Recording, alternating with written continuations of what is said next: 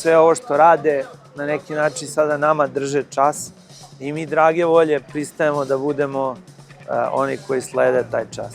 Zahtevi koji su postavljeni, najrazumniji mogući zahtevi, stalno se vraćam na to su zahtevi koji se tiču pravne države, jer tiču se jednakosti pred zakonom, tiču se elementarne kažnjivosti onih koji vrše vlast. Dakle, ne mogu biti jasniji, plemenitiji i važniji razlozi od onih koje studenti ističu u prvi plan. Lepše no ikad. Živi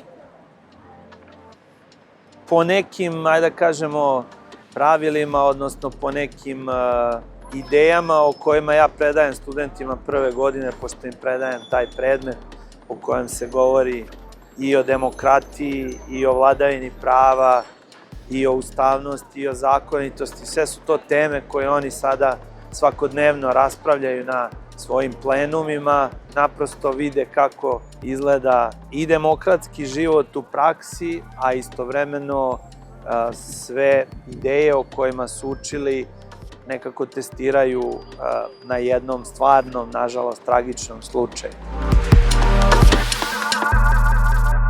Prolaze prosto kroz jedno iskustvo koje je iskustvo za ceo život, a ne samo lično, nego naravno iskustvo koje ima ovde efekat po celo društvo, jer ono što je krenulo sa univerziteta prenelo se na srednjoškolce, prenelo se na sindikate, na poljoprivrednike i ja se iskreno nadam da će se taj talas prenositi dalje i da će cela Srbija uskoro biti na nogama.